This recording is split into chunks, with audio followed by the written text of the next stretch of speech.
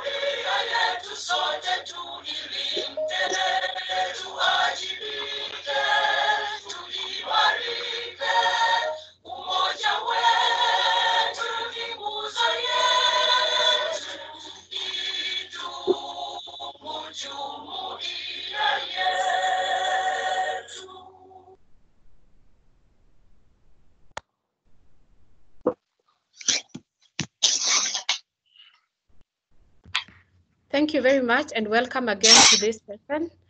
To start us off, I will quickly run through a brief on how we will conduct ourselves. It is encouraged that as you join the meeting, you kindly mute your microphone and also mute your video. Should we be able to require you to unmute, you will be requested by our moderator and our MC for the day. We also request that you wear work-appropriate clothing. We know it's a Saturday and possibly many are at home, but for the purpose of this session, kindly wear work appropriate, smart, casual to formal. Again, be in a well-lit room if you will be turning on your microphone or your video to speak so that you can be clearly be seen. We also request that for purposes of engagement, let us use the chat room.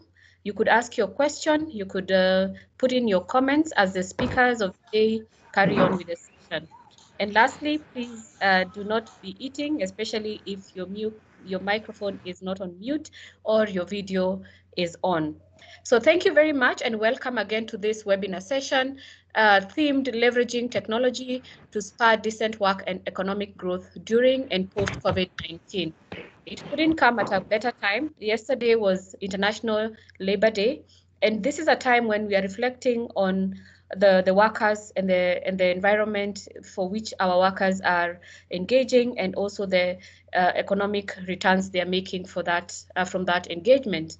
And so, as we again appreciate that we are facing unprecedented times and the COVID-19, and many are really getting disrupted in the way of work, given this current environment. It's timely really to have a discussion around this topic, especially how then technology comes into play for this particular time and for future. And so to kick us off, I want to welcome our Chief Business Development Manager at Konza Technopolis, Madam Stella, to give us her welcoming remarks as she invites the CEO. Welcome, Stella. Okay. Thank you, Josephine. Welcome to this webinar. Thank you so much, participants, for finding time on this Saturday morning to join us as we try to discuss the effects of Corona on the workplace, and also see how we can be able to leverage on the opportunities that arise and how we are able to go forward in the new dispensation. I think I would want to look at the words of Thomas E. Dewey, who was a New York governor in 1939, who said that the one ultimate unforgivable crime is the despair of the Republic. And I think we know that with this COVID-19, a lot of our people are despairing. Businesses are not doing well. We are an entrepreneurial country. A lot of people are on half pay, and those ones who are on full pay do not know for how long. We do not know for how long business are going to be able to keep their obligations. Everybody is complaining. Every aspect of the economy is affected, and it is now just a matter of staying alive. And if we are not careful as a country, we can go down the path of despair. So this webinar comes in a good time so that we can change as a country and turn around and not go down the path of despair and turn around and walk in the direction of opportunity. So without further ado, I wish to welcome our moderator for the day. Her name is Laura Chite. Thank you very much, Laura, for honoring us with your presence. She's an old hand in matters digital. She has over 22 years experience in the sector and has a lot to add, has contributed a lot to the digital space. So I want to welcome our CEO, Engineer John Tanui, to give us his opening remarks, and then invite the PS to make his keynote speech. And after that, we are going to go straight away to Laura to kindly take over the meeting and lead us in the panel discussion as we seek ways of seeing how we open more opportunities for our people and our country as our workplaces are changing in the face of COVID-19. Thank you very much and welcome, Engineer Tanui.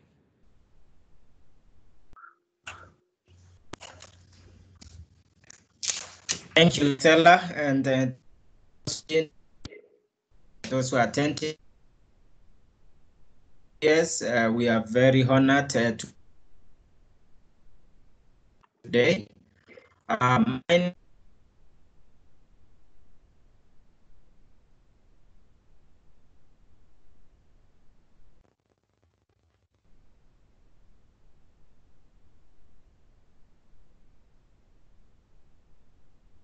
Important that to bring the innovators and also those in the technology space to come and discuss issues relating to what we are experiencing, the COVID issues.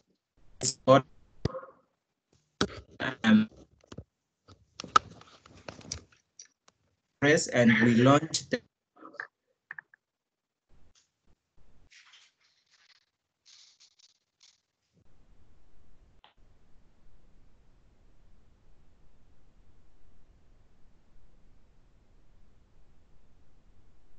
and today is a critical one. As Concert Technopolis, we are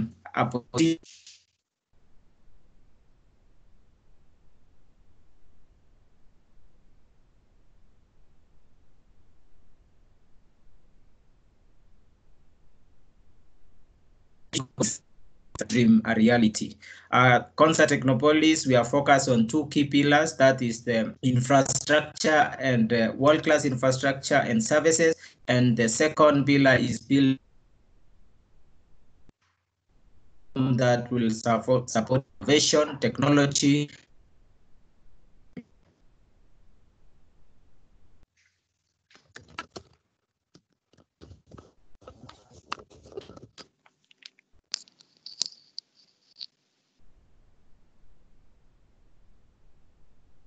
On is a CEO, you are breaking.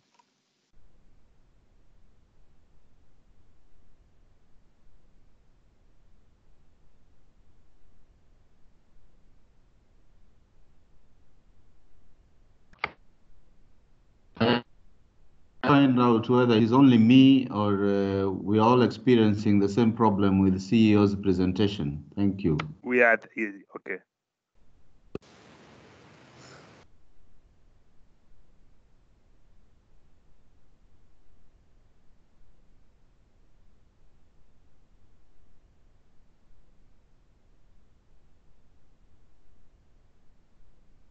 Apologies, I think our CEO is having a challenge. We are trying to support him technically.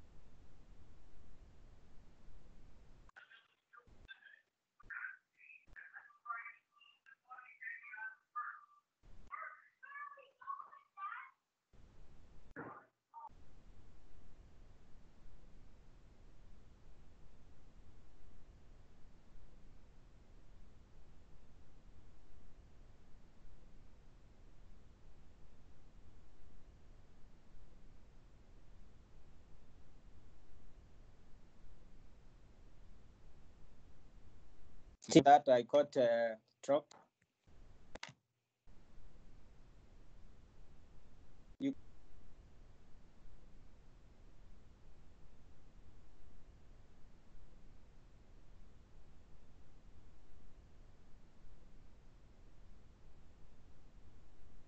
Josephine, you can hear me now?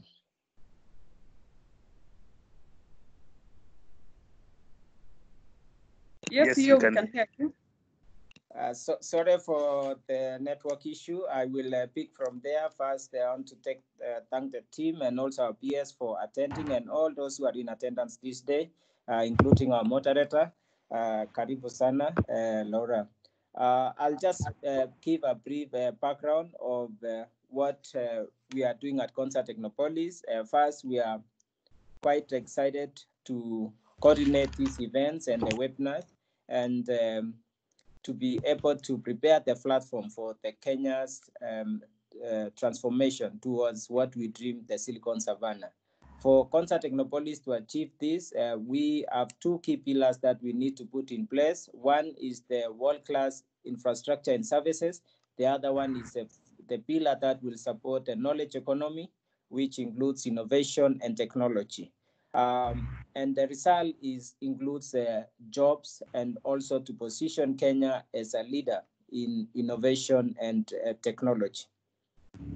And to achieve this, there are three strategic growth clusters that we are focusing on. One is ICT and ICT, that's ICT enabled services. The second one is life sciences, which includes health, biotechnology, and so forth. And the third cluster is engineering.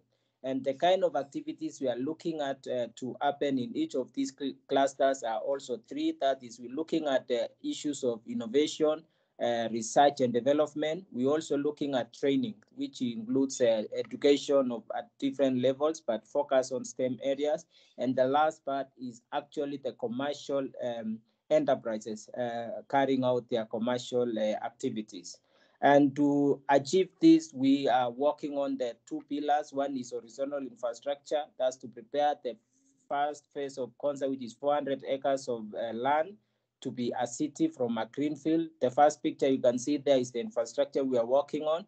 What we envision is what you see in the second picture. That is, we will have what we call a streetscape. We will have roads, green spaces, walking lanes, bicycle lanes, and underground service tunnels, which are quite sufficient to ensure that no interruption of service during times of repair. The last on the first row is our building, which we are currently using. So that's where our current office is, and you are welcome to visit us there. On the next row, you can see the first picture is what we are calling the National Data Center. That is the impression, the pictorial impression of how it will look like. It will cost you something like 10K or something like that. So you need to. Sorry for that. The other thing we are working on is now the phase one of the data center, which is the second picture you can see, and it's actually ready for use to host now national data and applications. So that's the phase one. The entire second phase we should be able to complete later on. We are at 40%. The last picture you can see there is the KAIS. This is the research institute that we expected the construction to begin in about 4 months' time. The next slide you can see is the parcels of land that's available for investment. The green ones have been taken over already by investors, others are under discussions. And the infrastructure is, I mentioned, is covering all those spaces you can see where it's indicated a road will be put, and a number of buildings will be included, including emergency station, police station, entrance, and other facilities like wastewater treatment. As we discuss now about ICT as an enabler of technology, we're looking at it as a platform for all, be it agriculture, be it health, and also for support for decent work. So in summary, that is the platform we are putting up at CONSA, and we invite you to engage with us as we discuss various efforts we need to put in place. So without much ado, it's my pleasure now to invite our PS, Jerome Mocheng, PS ICT and Innovations, to make his keynote speech. Karibu, PS.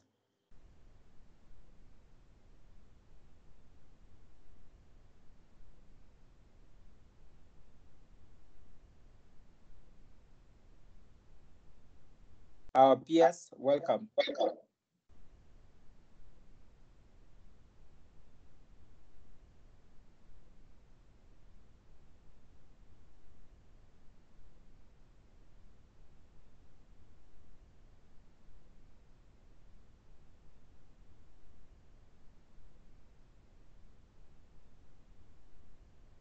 Laura, are you online? Yes, I am online. Good morning. Okay, morning, Laura. Welcome. And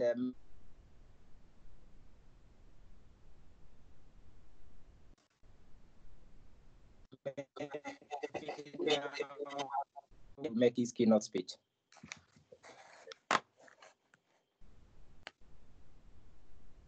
Just a moment, let me check on PS. Just a moment, we check on PS.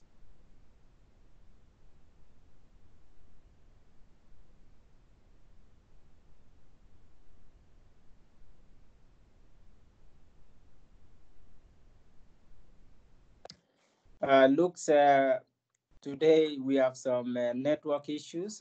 PS had some network issues, but now it's online. PS, it's now time for you to give us your keynote speech. Welcome, PS.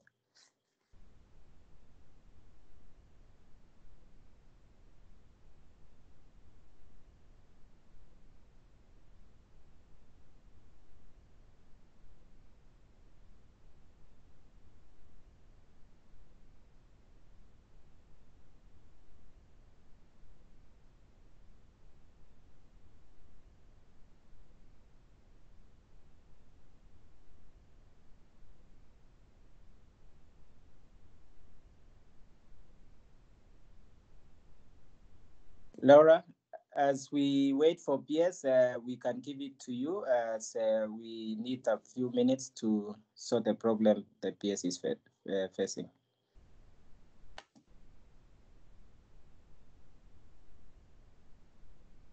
Okay.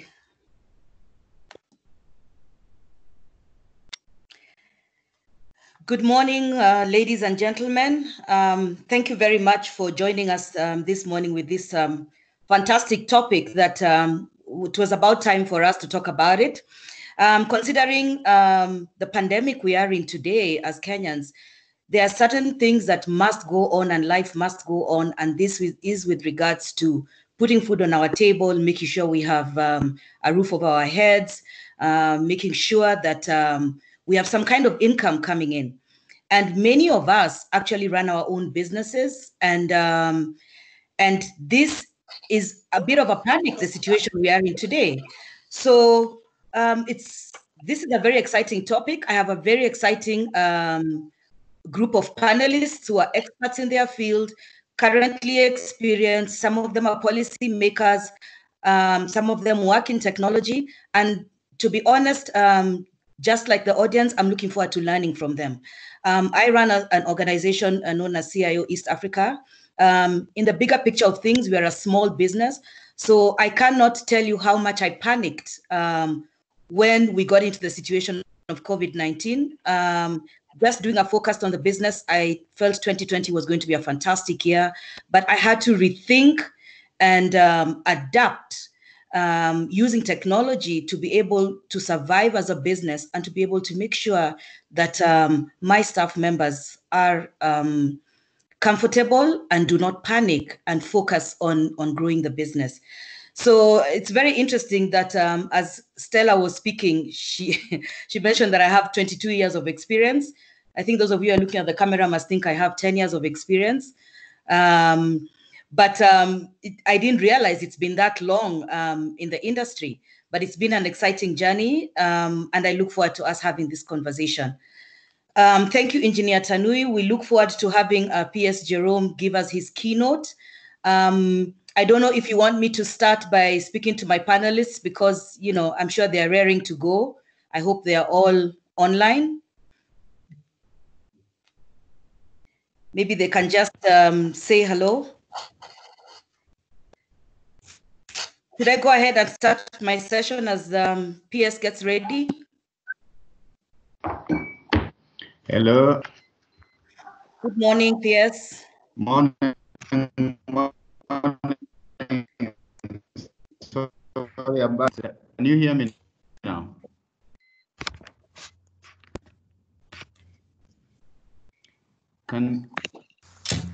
Hello, PS. Can you hear me now? We can hear you, but I think clarity is not as much better now. Okay. Sorry about that. I was using my phone and then yes, another. Yes, so you are welcome now.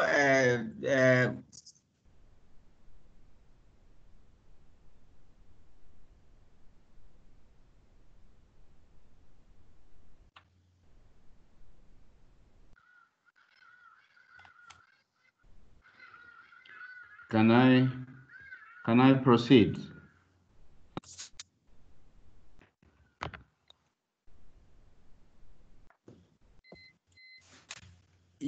Yes, you can proceed. We hope the network now is okay. You can. Thank you very much. Sorry, The process you on my face.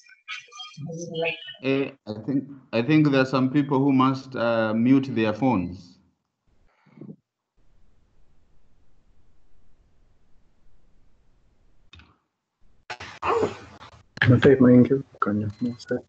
Now All you right, can proceed, please. I'll proceed. Well, thank you very much, and sorry for that disruption. Another very important call came in, and I was using my phone. So, well, I think I just want to mention that really the coronavirus pandemic has disrupted every sector of the world economy. There was really no level of preparedness, and no country can actually claim that they were prepared for this. But then we find ourselves in a situation whereby the power of digital technologies has come into real sharp focus as work, schooling, and every other thing is really now dependent on the internet. We are all aware actually that the shutdown due to the virus will make very many jobs vulnerable. We've heard of layoffs, temporary vacation, working from home, reduction of working hours, and all this really are going to affect our people. But we must admit that really all is not lost, because the digital ecosystem offers many solutions that can help us mitigate these disruptions. With the ongoing shift and disruptions, many are losing their jobs, of course, but we have a solution. And I would want to mention the fact that as a country, as much as we're saying we were not well prepared, but at least we were not badly off because of issues like existing infrastructure. Our infrastructure is well good enough to really help us move into a different way of doing business. So that is really an advantage we want to actually claim to have as a country. We've seen as a ministry in this particular space, our intervention has been many. And actually, we've been an enabler in almost everything. And this hackathon comes in really at the right time, whereby we are actually asking people now to think outside the box. That what solutions can our people offer post-COVID, and not just post-COVID, even during the COVID pandemic itself. So we are all known to be innovative. We have that culture of innovation, and therefore we really have a great opportunity to participate and come up with solutions. One of the things I say COVID has taught us is that we have an opportunity now to say, how can we be self-sufficient in everything? And the fact that we've stayed for almost now 2 months, relying almost, I would want to say almost, on ourselves, it means that we have the potential to provide our own solutions in everything. Then our manufacturers, and this is really in tandem with the President's Big Four agenda, the hackathon really picks the things themselves. I mean, the elements of the Big Four agenda, because we are really talking about issues relating to work. And that is really was the cornerstone of the manufacturing pillar. When we talk about health, that is really another very important element in the Big Four agenda. And of course, food production and availability of food. So the hackathon really fits in very well with our Big Four agenda program. And we want to begin asking ourselves, how do we make sure that we are able to be self-sustaining? I just wanted to pick that as an introduction, and would really want to continue hearing this engagement. And especially, we really need to focus on homemade solutions to every other thing that we are doing. Thank you very much, Moderator.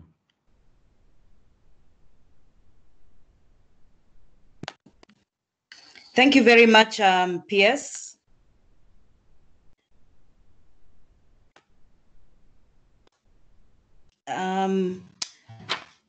You know how technology can be, Murphy's Law. When you're just ready to kick off everything, things fall apart. Yes. So I managed to get back on time. I'd just been thrown off. I actually experienced, Laura, I experienced the same thing. So I think somebody is monitoring whoever is going to speak next. But we are all going to adapt and do this. This is the power of technology. Yeah. Okay, so ladies and gentlemen, I'm just going to go straight into the panel session. And as I mentioned earlier, we have a great team of panelists this morning. I will just ask you to bear with us as I open the session by asking each one of them to answer a question. And then as we go along, please send through your questions so that we are able to answer them as panelists. I hope you will enjoy this session. I'm really looking forward to it, as mentioned earlier, and I look forward to having an exciting discussion. So I'm going to start with our first panelist, Shiro Waweru Waithaka. Shiro is the CEO of Fun Kids Furniture and Kids Go Tech. Shiro, are you available? If you could just unmute Good morning, yourself. Laura. Good morning, Shiro. Nice to have you here. Same. Thank you for inviting us, and good morning, everybody listening in. I am available for sure. Fantastic. So I'm just going to go quickly into the question for you, and then you can give us a quick response as we quickly go through each panelist. So as a local manufacturer, and this is actually something that I'm really looking forward to your response, because you build furniture, you create a lot of employment for young people, you really do some exciting stuff, and you've changed a lot of our homes with the stuff that you do, and well done to you, and kudos for that. But how is your organization reacting to the current pandemic? Because this is a unique situation. Thank you for the question, Laura. Like you said, many of us were thrown off. I mean, the whole world. For those of you who may be aware, we manufacture products predominantly out of timber. So for the last 2 years, we've been battling with the lack of timber actually in the country due to the ban on logging. So we were just coming out of the woods, literally, as we say, and we were finding solutions of sustainable timber for our businesses. So when the pandemic came, and I told some people we saw it from around the corner, we literally pressed packs.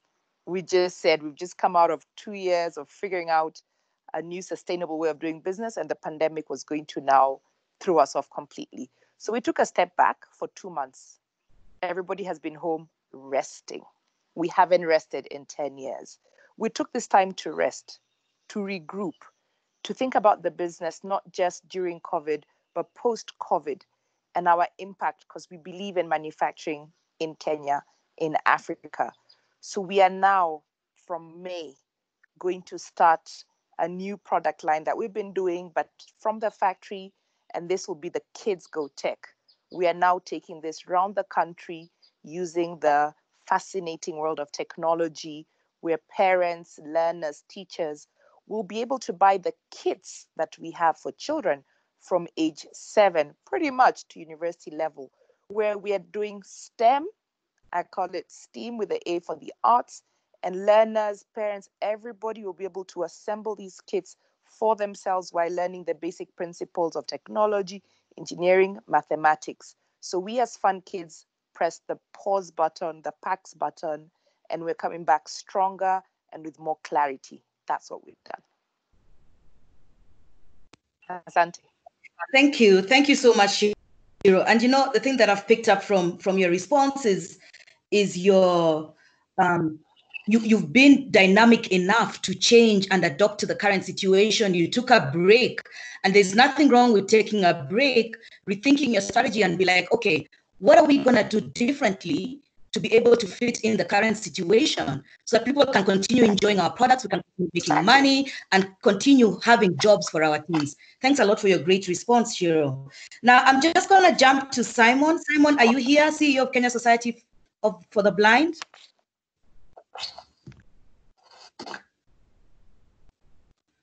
Samson? Yes, good morning, everyone. Hi, Samson. Good morning. How are you? Nice to meet you. Thank you very much, Laura. Okay, so I'm just gonna throw this question at you. In these circumstances where we have the pandemic that we are facing, persons with special needs may be worst hit as everybody strives to survive. As it is, it's not easy for them when things are not in a pandemic state. What is your view on how Kenya can spur inclusivity in innovation? And the key word here is actually innovation, because innovation, as it is said in the COVID-19 situation, you're trying to flatten the curve. And I think innovation can flatten the curve for everybody across the board. What are your comments around that? Sure. Thank you very much. And thanks for having us here as Kenya Society for the Blind. We are a statutory charitable organization established by an act of parliament, and our mandate is to help in the training, welfare, rehabilitation, employment, and the education of blind and visually impaired persons. And we are actually in the whole space of persons with disabilities. So we've evolved as a society just because of technology. A few years back, it was really difficult for blind and visually impaired people to interact with the world because technology had left us behind, and predominantly we have always depended on Braille as a way of writing. Now, the COVID-19 pandemic is really making everyone appreciate the fact that currently, because technology that is being developed is using universal design that is conceptualizing that also people with disabilities will need these products and services. And so when they are being created or designed, one, people with disabilities are in mind of the people coming up with those products. And this enables us also to be part and parcel of the society, to be able to work using the few adaptations to our technology, such as the computer. We need a screen reading device, screen reading software that is known as job access with speech. And right now, during the COVID-19, it just has to be convenient that we have to work from home, since we are prone to getting this virus as blind people, since we depend on touching. Now, as a country, I think what we need to think about around persons with special abilities or persons with different abilities is the way to make technology accessible to them so that they can be included and they can also continue earning a living. I'm sure you know that we have persons with disabilities working in different sectors of the world, but we still have a larger population who are unemployed. So what we can do is design products and services that are one perceivable, such that if you don't have sight like myself, you can have a product that where you need to depend on your hearing, your touch, so that you can be able to access it and be able to interact with it as I'm doing now, all by myself. Then we need products that are operable by all carriers of disabilities, products and services that are understandable. And the most important thing is the robustness to be able to sustain the needs of these people with disabilities. Thank you. Thank you so much, Samson. And you know, it's what you're saying is actually a very important and sensitive point, because there's always this thing where we make assumptions that the products we are innovating are, giving everybody equal opportunity. I was involved with an organization called Enable, and they were planning to have a conference here around innovation and people with disabilities. And some of the things they're doing is they're actually building and innovating and making available technology for people with disabilities, so that even from the time when they're in training from school and they get into the job market or get into the business market, as I mentioned before, the curve is flattened. It's equal opportunity for all, whether in business or not. So thank you so much, Samson. We'll come back to you with questions as we go along. And now that we've talked about innovation, I want to jump to my very good friend, David Bunei. David? Are you in there? Good morning. How are you? Good morning, Laura. You're good today? Amazing. It's great to be here. Fantastic. And great team and everyone else on the call. Fantastic. So you and I both have 22 years of experience in the market, okay? As earlier mentioned. And now that we're talking about innovation, I just wanted to understand a little bit, like, what is Oracle doing in the local market to spur innovation, build skills, and make sure that we are ready, because we do have a new norm now. Things are not going to go back to being how they were before the pandemic. We are adapting, we are changing, and we are moving very fast. And there's this speak in the technology world about around the fourth industrial revolution. Okay, so how are we going to make sure as Kenyans, from a technology perspective, you as a technology leader, you're making sure that innovation, skills, and we are all inclusive. And from that perspective also, that we can export what we have, because technology breaks boundaries. Please go ahead and give us some comments around that. No, thank you. Thank you very much. So I think suddenly the issue of COVID-19 has accelerated the digital transformation across the world. And I think pretty much for us in Kenya, in the region, we've seen that massive change towards adoption of technology, innovation. As Shero mentioned about our business, we've seen businesses like dry cleaners, insurance companies, restaurants across the country that have traditionally not really seen technology as a priority, accelerating and digitizing. I think what's critical about this is that massive shift will now accelerate immensely. Obviously, we are lucky in Kenya with the technology, with massive investment in infrastructure that has been progressing much faster than probably our peers in the region.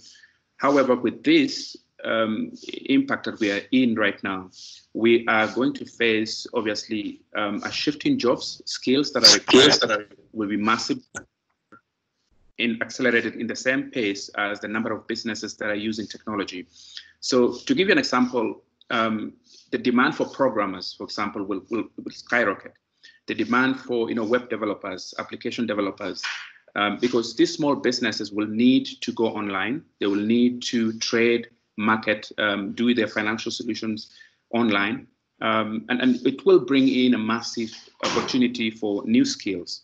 And as Oracle, basically what we're doing is providing that opportunity. So at the start of this pandemic, we announced offers that we're really going to provide online training, particularly to support youth and also graduates who have finished college or needs to enable and increase their skills, where we're offering two platforms. One is what we call Oracle University, that is going to drive skills in areas like data science, artificial intelligence, areas like cloud.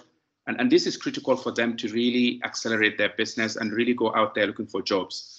The second part would be around enabling educationists, so education, schools, teachers, and students alike, to really learn through our Oracle Academy program. These are also free courses that will help to drive new skills that really will help our businesses, our economy. And we believe the trend will really grow in the next couple of months. And we expect that with this opportunity that Oracle is offering in the country and in the region, we will support that adoption and increase.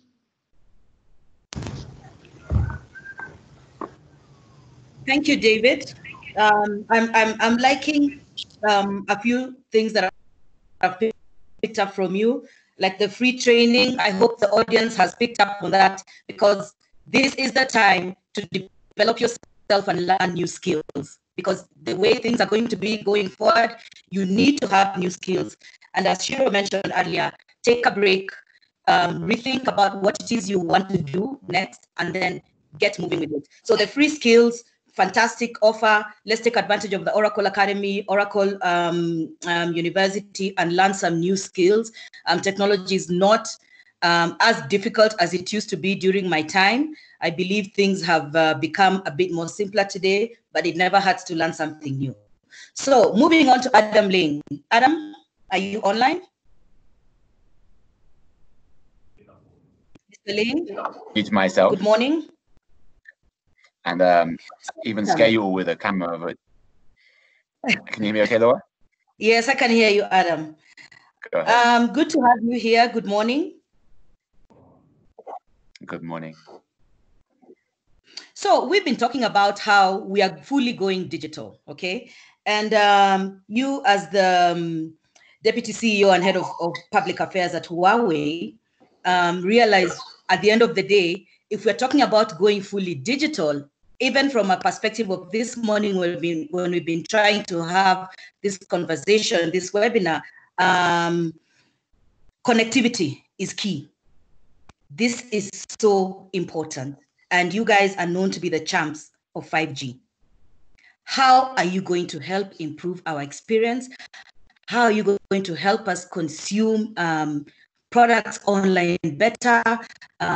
Free training, how are we going to take advantage of it? But we need to take advantage of it with proper connectivity. So what can 5G do for us? What are you doing for us from a local perspective? What are the plans? As I mentioned earlier, the fourth industrial revolution is here. We can't wait anymore. We have to get on the bus and move. Please share your comments around that. So firstly, 5G is really three things. It's higher speeds, it's more connections, and it's faster response time. So actually, for most people in Kenya and Africa, it's really just about getting fiber-like services without having to bother with fiber itself and the time and infrastructure cost of building that. So it means much faster internet speeds. And interesting, a side effect of that is you're talking about like fiber-like pricing. So if you look at Europe and Asia where they've launched 5G, you generally get unlimited data, for example, and maybe it's limited by speed, but not necessarily by gigabytes. And secondly, you often get, if you do have a limit for data, you're getting 10 times what you would get for 4G for the same price. And the main reason is 5G is more efficient as a technology. So the operators can give you and that because they can pass those savings on for themselves. Now, in terms of what it means for innovators, for SMEs, I think there's so much opportunity. Of course, we've had a lot recently about with the president also talking about the artists, the music industry, gaming, film industry, and so on. There's a huge opportunity there once you've got better connectivity that's more available and cheaper. I think we're also listening to somebody else at the same time as me, but that's okay. It also means a lot about online business and e-commerce, especially for the MSMEs. You know, even for those working in tourism, real estate, even the Juakali who are making furniture, they need to be online. They need to be, I guess people can still hear me. I'm looking at the webinar etiquette sign, but anyway, they need to be promoting and selling their products online as much as they can with video. I was even talking to a Kenyan VR company this morning saying how they're working with furniture companies now to do 3D videos of their showroom and of their furniture and put that online. So actually, it's very, very broad. There's huge opportunities. I think at the moment, still only about half of Kenyans are really properly online. So there's a huge opportunity to get more people online. And then, of course, as was mentioned earlier, there's the studying online as well. So that's also very important. I mean, we also are doing a lot right now with our university partners, about 30 university partners now in Kenya. And they're doing a lot of training programs for the advanced technical skills, especially AI and cloud. And hopefully, I'll just wrap up that, we need this 5G. It's really important to get more internet, fast internet, more affordable internet, and get it down to the masses as fast as we can. But right now there's some regulatory challenges. So I think we need to resolve those in terms of spectrum issues. Then the operators can look to launch 5G. Hopefully soon, because Kenya is losing out. South Africa's already launched. Other countries, Nigeria is looking at launching very soon. So Kenya is actually getting a bit behind, and that's going to be a risk and a challenge for our youth and our young people if they have not got the high-speed internet to get online and to study online. Thank you, Adam. And I mean, considering we are known as the Silicon Savannah, I mean, it's important for us to be online, cheaply connected, faster connected. And I think your appeal has been heard by the PS. He's here, he's on the call. So, and then, of course, we have Konza, which is, you know, doing a lot of stuff for us around technology. So I am sure the issue is going to be accelerated and we will not be missing out very soon. And our youth are raring to go. Great ideas they do have out there. They're building some amazing stuff. So we do look forward to having 5G in the country and you know, having about 50% connected, considering schools are online, businesses are going online, something has to change with regards to connectivity. We need more people online so that we can be able to get our economy to be as vibrant as possible. It doesn't matter where you are, the power of technology is that you can connect from anywhere, anytime, and run your business and be as productive. Mr. Walid Badawi, are you with us? Excuse me, Laura, may I make a quick intervention on that? Yes, Jerome, go ahead. Yes. Yeah, I think just to support or re-emphasize the fact that we are also ready for the 5G. I think almost every other approval has been granted for the test for the pilot of 5G to go on. And I also want to emphasize the fact that as a country, we have also dissociated ourselves in trying to connect or create a relationship between 5G and COVID as government, and we've issued statements to that effect. So it's very important that actually also there is a lot of conspiracy theories about the relationship between COVID and 5G. And I want to assure Kenyans that we are not in that mix. We are not hooked up into that conspiracy theory. And we will give it a try very soon. It's just an issue of just ensuring that we go through all the procedures and we support the rollout of 5G as a government. Thank you, Bwana PS. I think that, in fact, that is very assuring, and it is great to hear that the government is on board with this. And it is great to know that we are not going with a conspiracy theory. And I think one thing that maybe we need to consider is kind of creating that educational awareness around the conspiracy theory so that Kenyans do not reject the technology once we are on board. Because, you know, without technology, we will not be able to survive. Thanks for your comments. Mr. Walid Badawi. Yes, I can. Thank you very much, Laura. Welcome, Mr. Badawi. Thank you. Good morning, and thank you for joining us. You're the UNDP Kenya resident representative. It is an honor to have you here with us. So just a quick question for you for your comments. As we're talking about spurring our economy and how we're going to be as a country after this pandemic.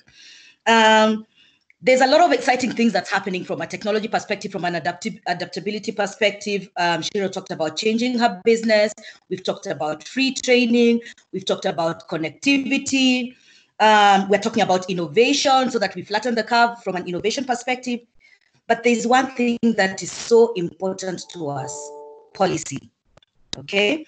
And what I'd like to know is what policy initiatives are needed to move the informal sector into the formal economy so that they're not permanently out there as informal, but they are part of the ecosystem as our economy continues to grow and spur and continue to be vibrant in the new norm. What do you think we need to do, or what advice do you have for us as a country? Thank you, Laura, for that question. And also let me acknowledge the PS and CEO Tanui and all of the colleagues and distinguished panelists. I really look forward to learning as well as contributing to this discussion. But let me start also on the point that the PS raised, and to say that the ITU, the International Telecommunication Union, had also issued a statement to dispel much of this conspiracy theories around 5G. So also the UN is very much in sync with that global advocacy and messaging. But to your question, Laura, let me say that when I'm asked questions such as this about policy, the first thing I would say, or where my mind goes to, is where does this lie within the whole ecosystem of the Sustainable Development Goals and the progress that countries need to make to implement the SDGs. And here, this question about informality and moving into the formal economy really sits within SDG 8 and its 12 related targets around decent work and ensuring economic and sustainable growth. So what does the landscape look like? I think when you look globally, first of all, the ILO has issued a report late last year, which basically shows that the progress on this particular issue of moving workers from the informal to the formal sector has been very, very slow. Statistics are there. I think we know them. About 61% of the global workforce is sitting in the informal economy. Here in Kenya, that figure is at around 84%, which is quite high. So the question that you're saying about what policy measures can we take to change that, it's an easy question, but a very difficult answer, because I don't think there are many silver bullets given the highly complex nature of dealing with informality. Why is it complex? It's because these people that are working in the informal sector are working in a wide range of areas, be they waste pickers, agricultural workers, domestic workers, and their needs and their requirements from a policy standpoint are very, very specific. So cannot be generalized across any of those sectors. So this is one key challenge. The other one is that they are stigmatized by policymakers and the public generally. So if you're talking about the policy space that needs to be influenced, it's actually quite hostile and punitive towards people that are working in the informal economy. But having said that, let me propose 7 areas of suggested areas that I would think could begin to influence policy, looking at some of the global experience around this. One is mindset changes for policymakers. I think there's a lot that needs to happen here to remove the stigma around the informal economy and to see the power and potential that this part of the economy is bringing in if supported better. The second one is, how do we support informal workers to better organize? This is really through trade unions, cooperatives, market-specific associations, any number of organizing spaces that can allow the informal workers, given their collective needs, to be in a better position to bargain and influence those policy decisions. So they need actually to organize to be at the table when decisions concerning them are being made. I think on the regulatory framework side, things need to happen around decent wages, looking at policies and regulation on hours of work, rest and leave periods to respond to the needs of this constituency, social security, and support to discrimination, to avoid discrimination in the informal sector.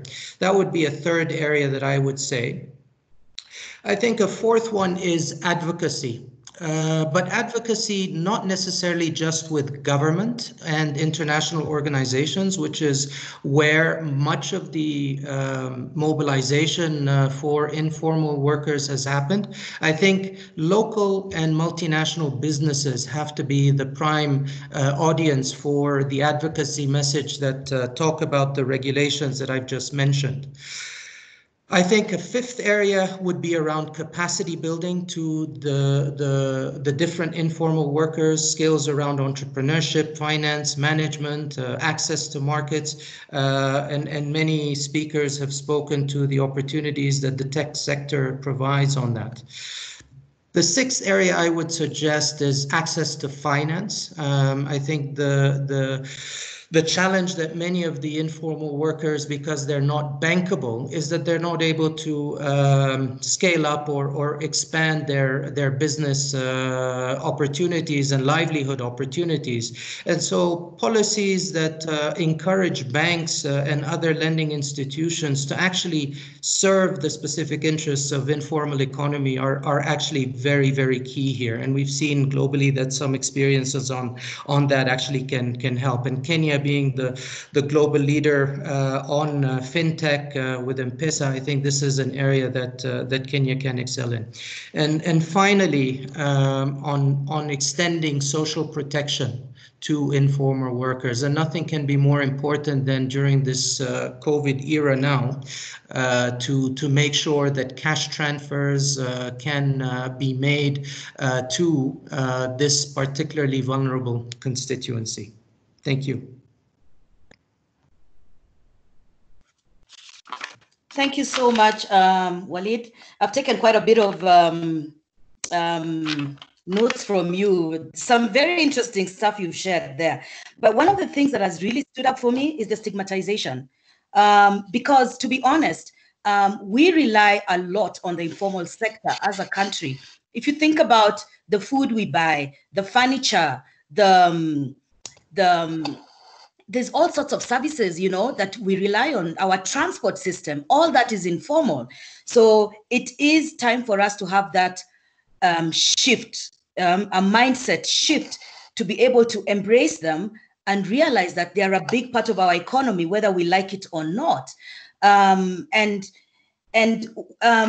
just thinking about it, and I'm thinking the way the government talked about tertiary training besides university, you know, where we're talking about opening up our polytechnics, getting the young people trained around things like carpentry and plumbing and, you know, and being a mechanic. All those things matter to keep us going. And most importantly is that not everybody can be in the formal sector. The business opportunities lie for the informal sector. So we must learn how to support and stop stigmatizing them. One of your concerns around accessibility to financing because they're unbankable, I think the president launched a great program the other day where they can apply for loans as the informal sector. And we hope now they'll be able to take advantage of it and grow their businesses and take up the loans. And considering a lot of, there's been a lot of waivers by the financial services industry with regards to taking loans, payment rate, delay of payment, and interest rates. Let's hope that they'll be able to take this up and continue feeding into the system as part of the economy today. Thank you very much for that. And then, right, I want to jump to Caroline Kiari Kimondo, Head of Exploration, UNDP. Caroline, are you there? Yes, I'm there. Good morning, Caroline. How are you? Good morning. Thank you so much. Great. So we've been talking about policy and the informal sector and the formal sector. And Wally brought up the SDGs. I'm just wondering, what role does inclusivity play in moving the society forward? Because he talked about stigmatization, you know. How do we make sure we have that mind shift? And I've also mentioned it, change our attitude towards the informal sector and realize that as a country, we cannot do without them, especially during such circumstances, because they will end up being the first victims, okay? I mean, like I was listening to the update yesterday from the CS for Health, and they were talking, and one of the things that they mentioned was that yesterday or the day before, where they're saying they want to see what is happening in Kawangware, because suddenly the COVID cases have gone up. There's an issue with the markets. People are not social distancing, they're not using their masks properly and things like that. This is even now an extension of this stigmatization. how do we make sure, especially like now during the pandemic, we are all inclusive, okay? There's no ignorance, and we know that this is part of us, yeah, and help them grow. Yes. Thanks, Caroline. Thank you. You talked about digital technology being like a train or a vehicle, and everybody needs to get on board. So how do we prevent excluding a whole group of people as the world continues to shift in the digital direction? When we have, for example, the mobile users in the country, they stand at 20 million. So that's only half or a little bit less than half of the population. Only 1 in 5 Kenyans have access to the internet, and only 3.7% of the country's population engages in e-commerce. So there's a whole landscape that is untapped, and we need to get on that, and we need to bring everybody on board. So there's some of the ways we can do that. My colleagues have mentioned about accelerated and accessible learning. That is important, but we also have to design learning that is accessible for all, taking cognizance that, you know, we don't have an equal platform in terms of education. There are some people who are learning under different circumstances. How do we make sure that those people also have access to learning opportunities around digital technology? They have the relevant devices, the relevant infrastructure. How do we make sure that that inclusion happens at design level and not at the tail end of the provision of the services? How do we ensure that we are considering children, like Shiro talked about when we are designing products? How do we ensure that we are considering people living with disability, people with fluctuating electricity, limited access to internet? At the design level is where we make sure that inclusivity happens, because that will then influence how many people are able to adopt and take advantage of those opportunities. We also have to talk about awareness raising, the possibilities and the impact of digital technology. I think this is where promoting cross-learning, when you as a young Kenyan see what another Kenyan has been able to do, then you get excited and you're able to think, okay, I can do this. So having platforms where we share what is happening across the country is very important. And UNDP, the UNDP Accelerator Lab, in collaboration with the Ministry of ICT, Youth and Innovation, through the SDG Accelerator Lab, are looking at opportunities for twinning the Silicon Savannah and the Silicon Valley, so that there are more learning opportunities and expanding the platform for.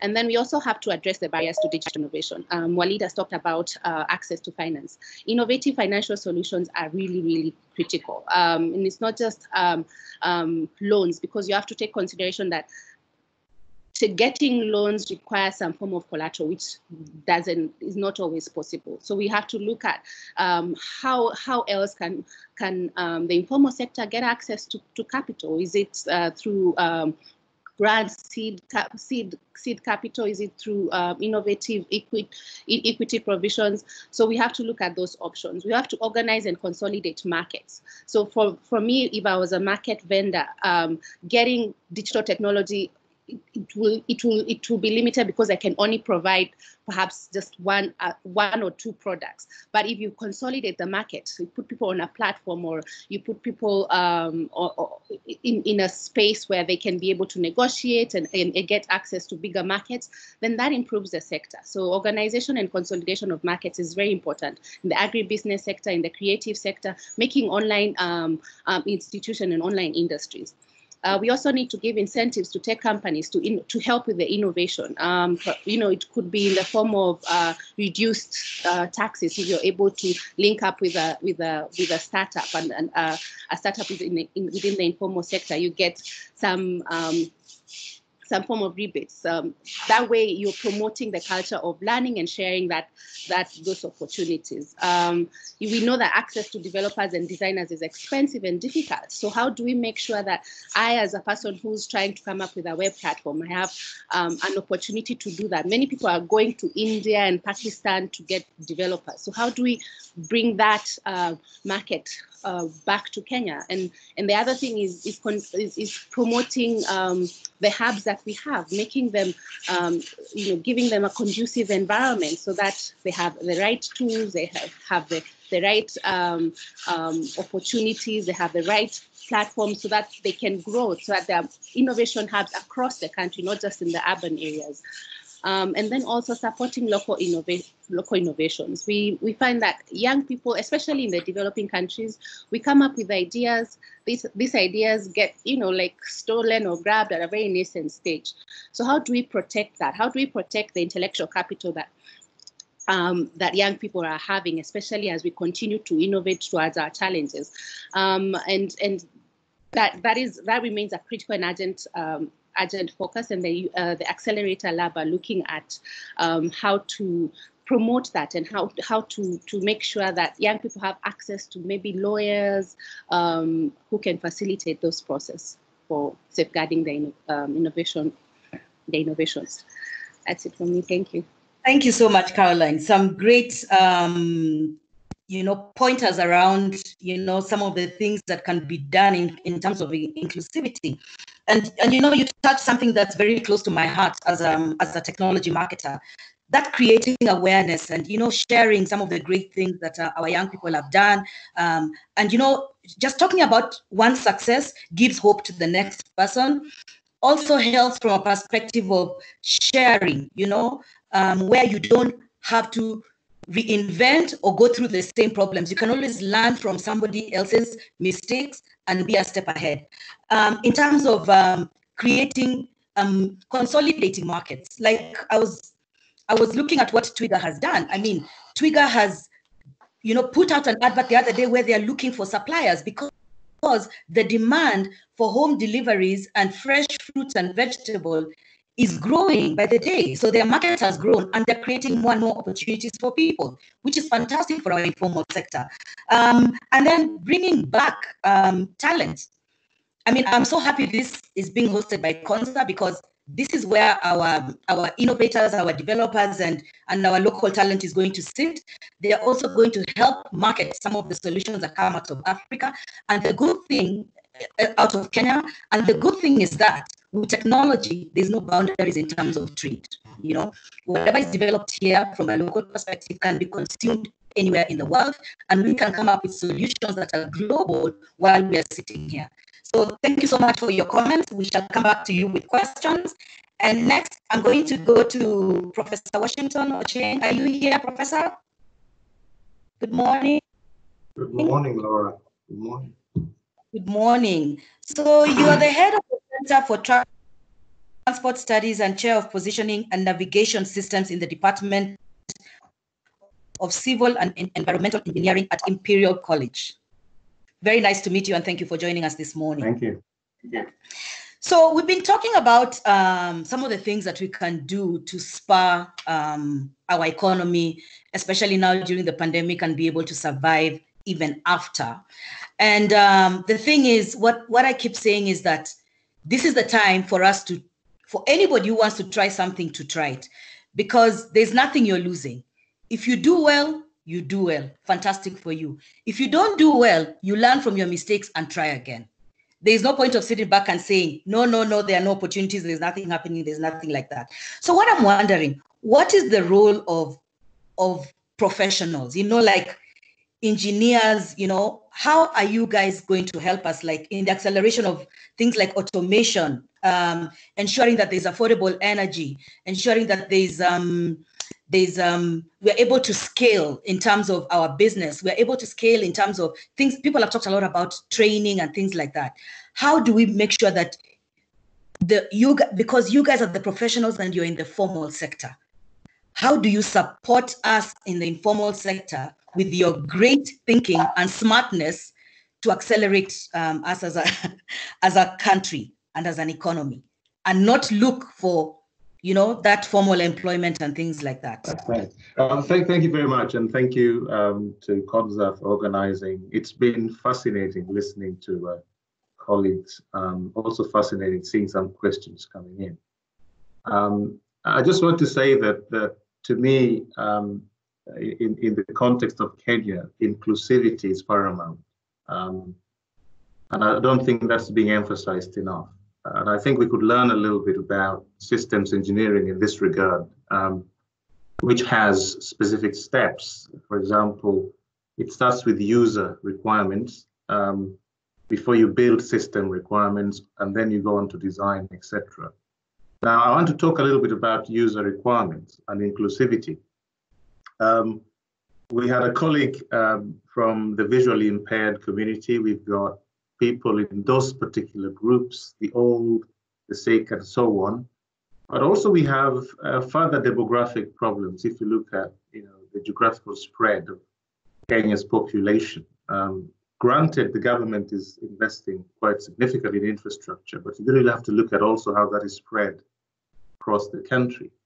And therefore, when we think about developing products through, say, a basic systems engineering process, the user requirements, the societal side of it is very, very important to ensure that we spread growth across the country.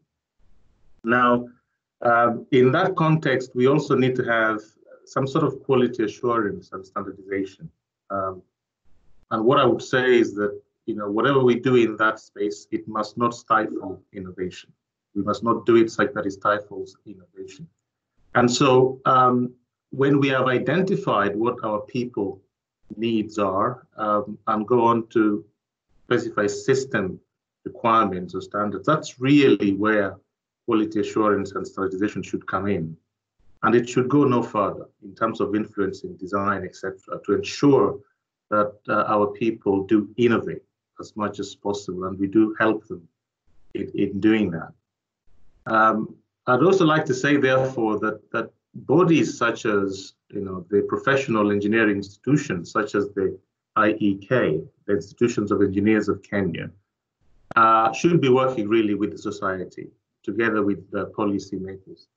And the likes of Kenya Bureau of Standards to come up with fairly flexible means and ways of facilitating innovation, and of course the inclusivity in terms of growth.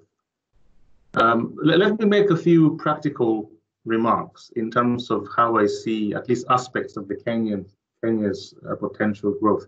I think the main thing that we need to unlock to basically grow Kenya is empower the youth. I think that's not said enough. I think it is, to me, I mean, we may have other resources, natural resources, etc., but it's all about the youth, as I see it, and how we empower them.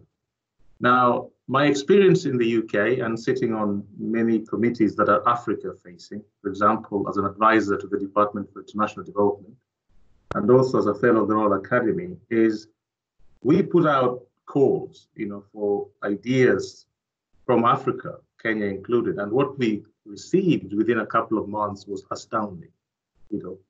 Young people developing platforms that allow collaborative research and development across Egypt, for example, enabling things like 3D printing, enabling people to share ideas and come up with concepts that include wearables, they include work in the digital space, etc.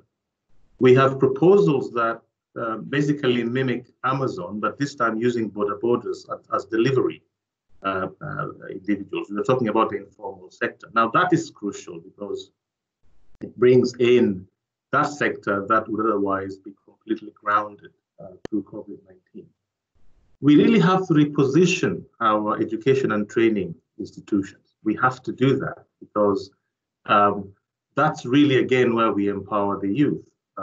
Last year I was at Kenyatta University and I was asking the question, they train doctors, engineers, and so on, and they're sitting next to a lab, a very good laboratory, which is called Nairobi and Mathare Valley, and etc. Why are our students not building affordable housing? Why are they not treating our sick? Why are they not developing policies and governance that enable these particular communities to thrive? I mean, we send our students from the UK to El Salvador and places like that to do exactly the same. Now, Kenya has 77, maybe plus universities and a lot of young people in these institutions. They don't have, some of them, enough laboratories within campus, but as I say, there is the natural laboratory just outside campus. How do we ensure that we make them relevant? How do we scale, upscale, rescale, all those issues that we talked about? The other point I want to make, which I think is also quite interesting, is that as CONSA is trying to coordinate development activities, that is really laudable. And I think one of the things they need to do is to do a landscape map. They need a landscape map of potential sources for resources. And those are not just in Kenya, but they're also internationally. For example, in the UK, we have DFID, the International Department for International Development. We've got the Royal Academy, we've got the British Council. You know, in Japan, you've got the usual bodies. I think we need to do that so that we can also identify our development partners and also gaps, and then be able to direct our youth in the right way in terms of accessing resources and mentorship modeling to innovate and to grow. So those are the points I'd like to make as of now. Thank you very much.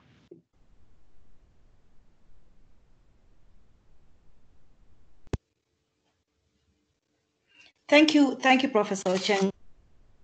And some very interesting points you've made there that have caught my eye. You know, it has never crossed my mind that that like there should be a coordination, you know, a conscious coming togetherness of professional bodies with the Bureau of Standards, bringing the people with disabilities, the informal sector, and just come together and think about how can we work together, innovate, you know, have standards, think about scaling. And the most interesting aspect of what you've said is about our local labs. You know, we don't need a formal setup to be able to say, we can try this out here. Right next to where you are, as you're saying, there's a slum. Why can't you go and do something there, you know, and fix our local problems? Yeah, using local knowledge, using local resources, and then with the standards, so that it is not below par just because you're fixing a problem in Kibra. You know, so I really like that. And I think that's something that we really need to think about and see how can we come together. And this is the time for us, as I was saying earlier, to try it out. There's nothing wrong with trying it out. How do the different resources come together, the different brains come together to be able to spur and help the country move forward, given our current circumstances from a pandemic perspective? And then I think the training and the training is also very important. And several of you have brought this up. And I just want to throw it out there and be like, when we get to the question and answers, I'm just trying to figure out how many organizations or different sectors have thought about this training issue, especially around the informal sector. Can I just emphasize, Laura, just quickly, that the point I was making about a landscape map of where resources might actually come from, where support might come from. I see that one of the questions actually relates to this, but within the context of Kenya. The point I was making, therefore, is that it's in Kenya and internationally.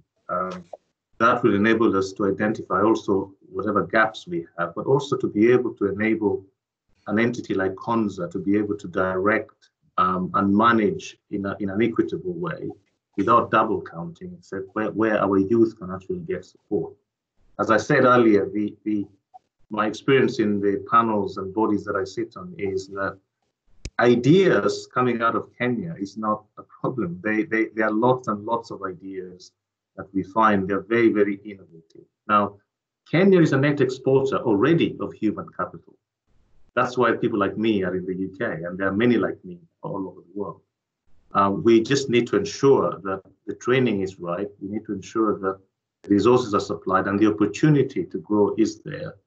And a country like Kenya, which had a GDP the same as Singapore in the 70s, could easily, quite easily, get to that level pretty soon because the people, the human resource is there. Okay, thank you, Prof. Now I'm going to jump to John Beardsley. John, are you in the call? John? Yes. Good morning, John. How are you? Hey, I'm good. Nice to meet you, Laura. Nice to meet you as Happy well. Saturday. Happy Saturday. So the General Manager, Kenya, and Vice President Global Expansion for Cloud Factory. Okay. And Cloud Factory has been engaging the youth online with lots of jobs by technology. And, you have gotten over 1,500 youth engaged. Mm-hmm. Right? Mm-hmm. So I'd like to know, you've gotten over 1,500 youth engaged. This pandemic is not going anywhere. Yes, we will get over it, but our lives are going to change. All right. So how is Cloud Factory reacting to this pandemic, considering you're based in Kenya? What are you doing for us Kenyans? We've talked about skills. How is the company adapting to this global pandemic? How is the company contributing from a skills perspective? And how is the company making sure that we have a few more Kenyans absorbed in the current situation and them just hanging around and being online? You know, we see how busy they are on social media. What can we do to make them productive and pay them some money? Sure. So Cloud Factory is a global corporation. We're headquartered in the UK actually, and we've had as many as 21 or 2,200 Kenyans working online, doing routine, repetitive data work. In layman's terms, I would say we structure unstructured data. A lot of it's for machine learning applications. 100% of our clients are not in sub-Saharan Africa. They are predominantly in North America and Western Europe. That's where you're seeing the need for, as we've talked about, you know, we have a massively talented young population. It's just a matter of unlocking that. We exist. So Cloud Factory was founded in Asia, in Kathmandu Valley in 2010. Came to Kenya in 2014. So the reason that we exist is to create meaningful work for 1 million people. We used to also say to raise up young people to be leaders to address poverty in their communities. That's a bit lengthy as a mission statement, and so we usually just talk about meaningful work for 1 million people. We're certainly better positioned than I would say most companies to weather this, principally because you know, our name is telling, right? So we're Cloud Factory. We're meant to be a data data entry. Some of the things I talked about around machine learning. We started in the cloud, right? We started as a competitor to Mechanical Turk, which is a small part of Amazon's portfolio. It's a micro-tasking platform that's meant to allow really anybody to log on and make a few shillings doing tagging images or doing video annotation, transcription work, you name it. And so we actually from the very beginning had a very large percentage of our workforce distributed. We use the term distributed as opposed to remote, because we've always had ways for teams to engage in a way that I think remote work kind of implies that there's not a lot of collaboration. Certainly remote work in 2010 is a lot different now with tools like Teams and Zoom and Slack and whatnot. Anyway, so we've always had a very significant portion working from home. In Kenya specifically, we have offices in Mombasa and 2 in Nairobi. And before the pandemic, we had about 40% or so of our work being done. So that's hundreds of people all over Nairobi and Mombasa doing work from home. But we also had about 1,000 people or so in offices. So our biggest delivery centers in Parklands, that was the heaviest lift in terms of getting everyone, but very early on, right? I'm from New York. So when this, the first case hit, I was like, okay, let's take this seriously, and move to shut down the offices without any, ifs, ands, or buts. Even though some of that work involves secure data, super important to just get everyone out. But the infrastructure is here in terms of the internet. Absolutely, that's a huge reason why I moved here in 2016. It's a reason why when you look at and you scan the horizon in sub-Saharan Africa, it's Nigeria, it's Ghana, it's Kenya, that are certainly leaders in connectivity. The problem that we face, right, is that for the group that we work with, which is an average age of about 24. How do you get them? So all of the laptops in offices were owned by Cloud Factory. Most of these youth do not have a laptop that's up to spec to do work at a. We have a premium business offering in the U.S. and the U.K., which is basically that we do work at a 99% accuracy rate with a very, very aggressive turnaround times, right? So we have all these contractors in the cloud, and so how do we do this from home? Obviously, we have some experience and had some experience, but we had to get people home. We had to get them internet. We had to get them laptops, all within the span of a couple weeks, and that was a choice that we made, and we did it. But now the the new journey begins of how do you, when before maybe there's a client hiccup or a call, you bring everyone into a room, you have a meeting, and then you pop on Zoom and everyone can see each other well, and the connectivity is guaranteed. And now it's just harder. Like I said, I think India, the Philippines, which are huge sources of outsourcing, are going through this, where their call centers are disrupted. Everyone has to work from home. They're certainly not a lot of companies are certainly not as ready for it as we were and are.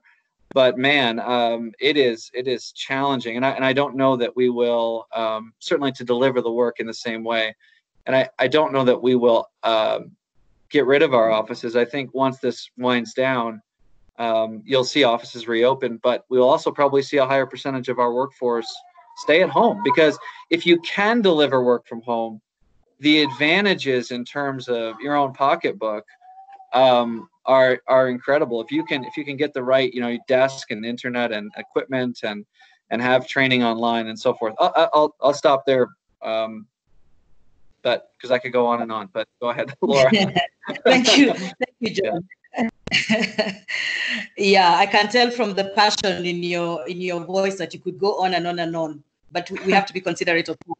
But there's things that that you're mentioning. Like working from home is about productivity. If there's clarity around one's KPIs, then there shouldn't be any reason for them to be going into an office unless it's very necessary. A lot of things are going to change, as earlier mentioned, and this is why you talked about connectivity and the right laptop and and all that. Yes, this is where we need cheaper, faster connectivity, like Adam said, 5G, and the PS said, okay, the government is working very quickly on these things. Then training has come up again. How do we make sure everybody is trained and is up to par? And we've created that flat engagement platform, whether formal or informal. It has to be equal opportunities for all, whether it's as Samson said, for the blind, for the deaf, equal opportunity. So how do we make sure we have everybody on the same platform? I saw a comment where somebody was talking about women. How do we also make sure we include women? So all those things matter. And I think technology is the thing that's going to make this happen for us. Once we are going to go fully digital, the thing is you either adapt and move on with the times, or you're left behind and be forced to move on, like when cloud became a big deal from a technology perspective. Frida, thank you very much, John. Frida, are you there? Hello, yes, I am. How are you? Frida, how are you doing? I'm good. You're the founder and transcriber at Kazi Remote. Very interesting name for your company. Yeah. So we've been talking a lot of, I'm sure, high-level things that may or may not resonate with your experience.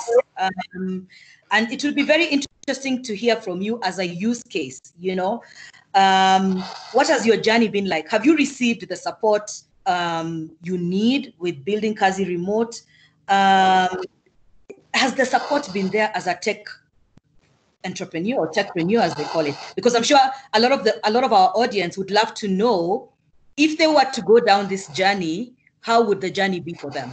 So maybe you can just share for us quick highlights on how your experience has been, and maybe some of your positives, your negatives, and your lessons as well. Thank you, Frida. Right.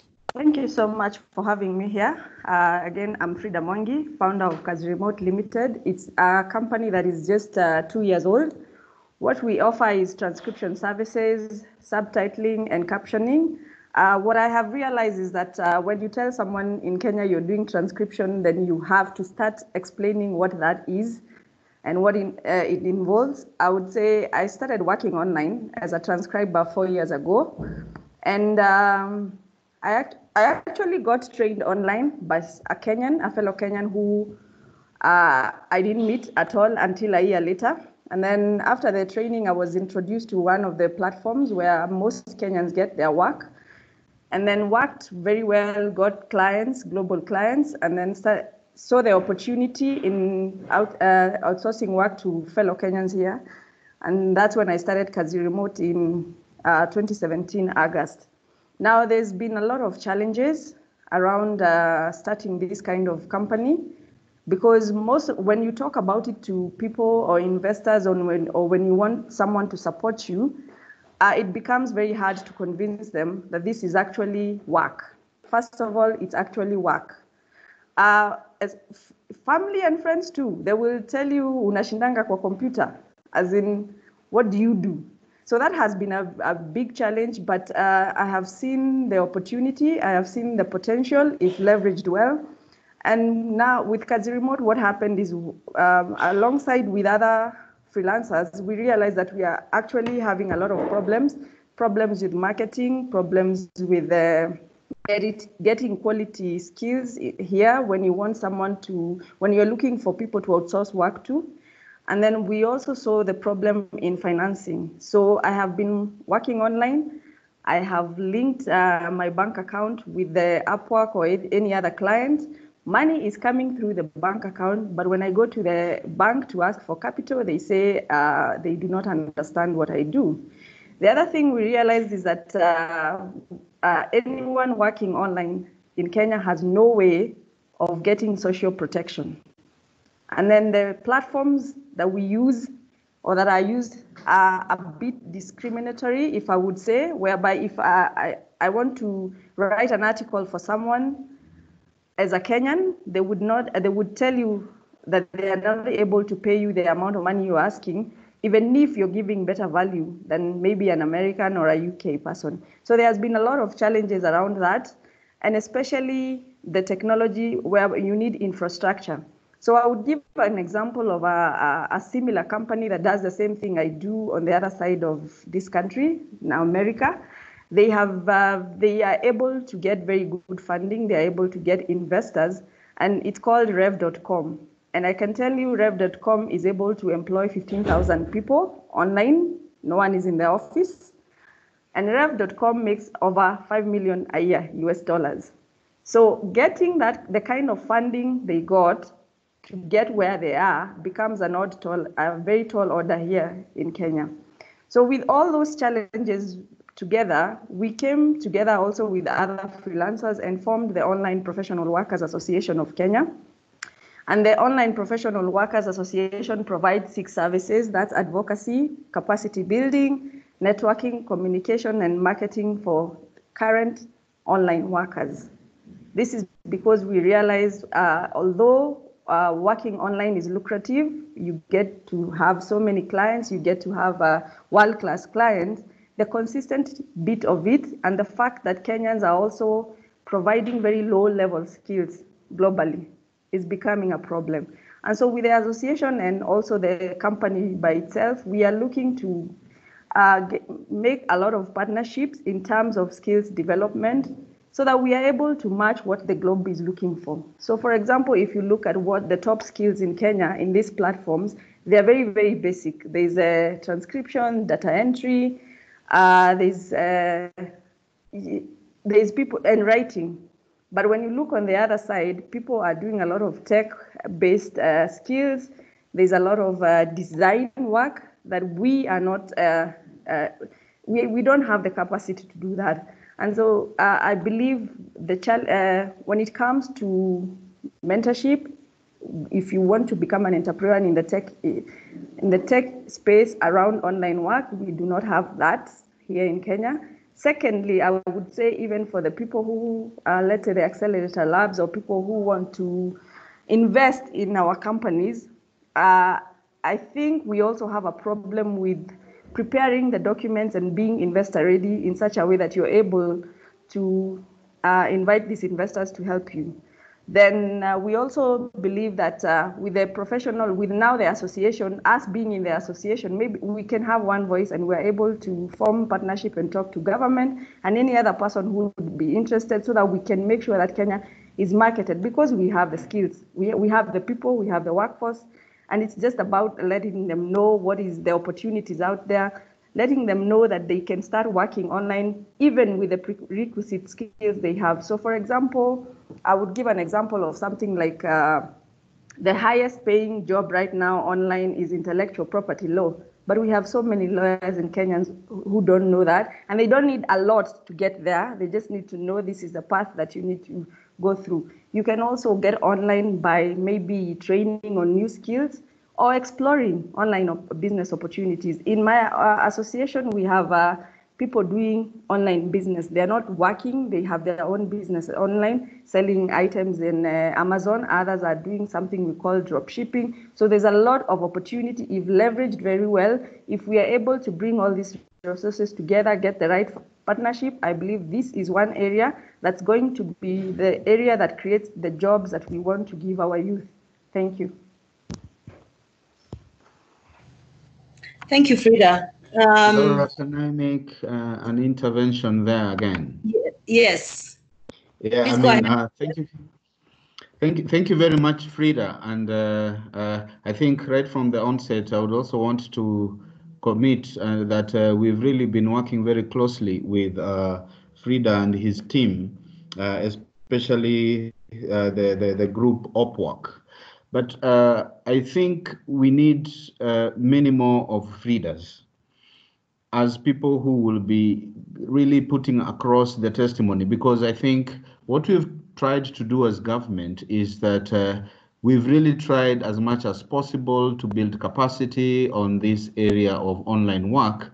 But since it seems our youth are really not getting it, in the sense that I think we are oriented in a way that we want to see results fast. So testimonies of people like Frida and her group are really very key, because the issues she raises as challenges, like issues of skills, I don't think for us that would be really a major challenge. Basically, I would want to imagine technologically we have those skills. Is just two things. One, creating a situation whereby the person gets more interested, and then they reorient themselves in a particular direction that their skills are demanded from. So I don't think that would be a very difficult thing. But I think what our young people are really seeking is, what is it in it that I can get out of this? And like we've always said, they're also fairly impatient. They want to see very quick results. So I think we need really some very strong advocacy, and I believe we would really want to work together, because I think we saw, if we really have people who can give testimonies of having succeeded in this particular space, then it's very easy to bring people on board.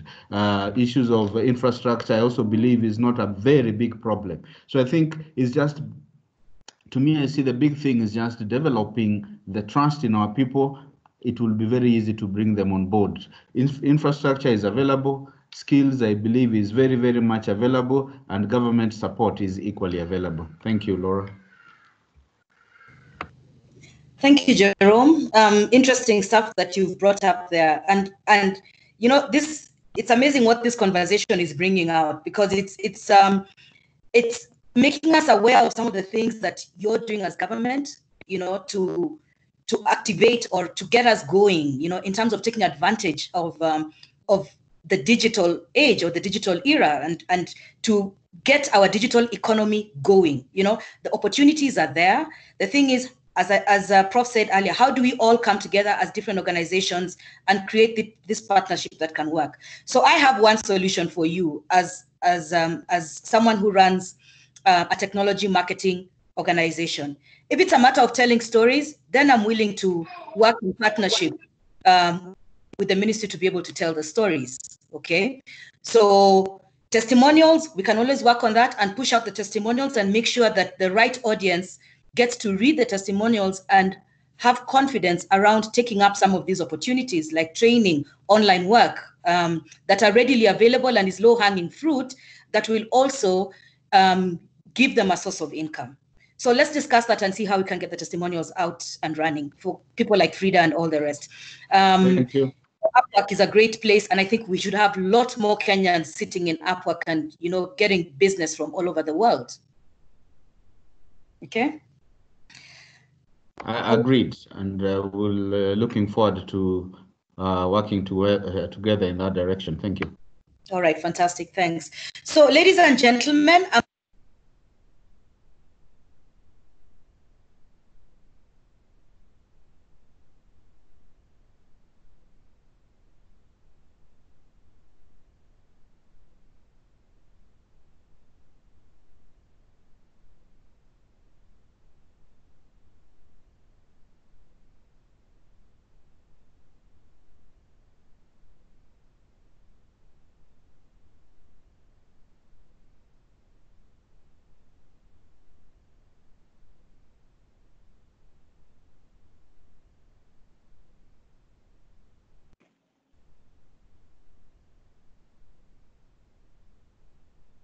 Laura, we can't hear you. Probably you are muted. Yeah, Laura, you seem to have muted. We can't hear you. You're muted again.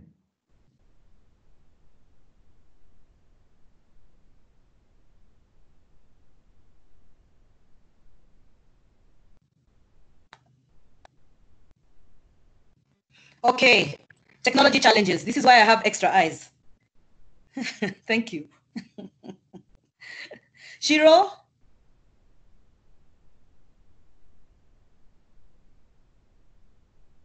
Okay, so Shiro is not there. I'm here. Oh. Laura, I think you're on mute for a while. I think you bring back your statement again so that... Okay. All right. So I have several questions here for the panelists. We were given an extra 15 minutes. We didn't hear you for a short while. Okay. All right. Can you hear me now? Yes.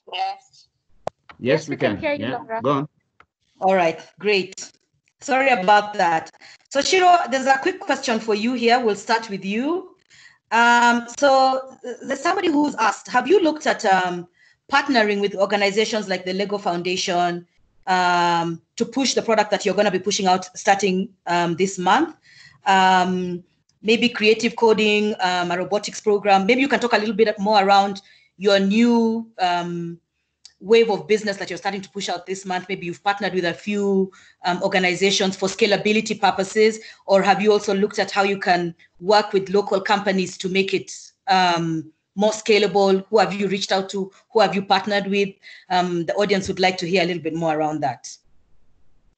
Thank you for the question, Laura, and everybody else. So we've been running the program Kids Go Tech. It's an innovation by the company Fun Kids. And why we started this really is to complement our education system. I'm a product of 844. Absolutely loved woodwork, metalwork. I really did in primary school. High school, for some reason, we didn't seem to have it. Fast forward, I'm not sure how many schools do it anymore. And the skills we're all talking about are not considered formal. Everybody talks about us being informal. However, I beg to differ, and maybe we can redefine that. For example, we make furniture. We use computer numerical cutters. That is technology in the factory. All our machines have numerical cutting technology. We manufacture to a precision of a millimeter. We're an SME, still considered not very formal, but we use technology. There's no way we can output 100 chairs, 100 tables, baby cots that look exactly the same without the use of technology, not just for outputting, but for drawing. Our background, we're interior architects. So I realized that there's a gap that we could help in complementing the education system in Kenya. So we started teaching children from the age of 7. We've run this now for 5 years. One of our partners has been Safaricom. And as to partnering with multinationals, international organizations, we are very open. However, we have a disclaimer, a caveat. It needs to be products that our people need. Many times innovation, etc., is developed for others. We teach basic principles. You cannot start making a drone if you haven't learned how to make a basic product. We're very clear about this. So we learn how to make, very interestingly, 2 sessions ago, the children learned how to make their own water dispensers. And now with COVID, the pandemic, everybody is manufacturing dispensers for soap, water, etc. So we are very, very clear about our why, our who, being the local market, the local African child who honestly doesn't know how to make. Fast forward, you want them to be big manufacturers, industrialists. It's not possible if you haven't taught us how. So we are building up from basic product. We will code, we know about all of that stuff, robotics. But for now, the children at home, without the laptops, without the internet, we want to reach them so they can make stuff with their hands. That's what we're on about, and that's what we're going to be launching bigger from May, and we're open to anybody and everybody willing to partner with us to scale. Thank you. So Shiro, before you go away, somebody sent me a question and asked me to define the difference between formal and informal sector.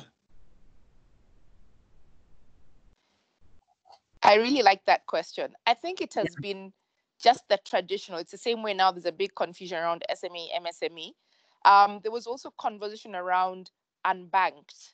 This has changed. You can now, some banks are taking M-Pesa statements. The unbanked was when a bank could not change the way they looked at us. They would expect us to have bank statements showing money coming in and everything. Well, most of us use M-Pesa. The money barely goes into the bank, but it shows we have money. It shows we trade, right?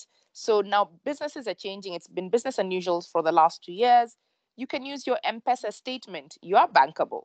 You show your money coming in, you show your money going out. So I think we just also need to redefine this. Informal, people have talked about Jua Kali. I think the word cottage industry is much better. Smaller industries is much better. As a society, we need to redefine how we look at it.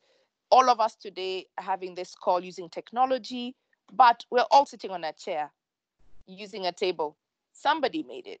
Why would you consider them informal if you also need to sit on a chair? Thank you.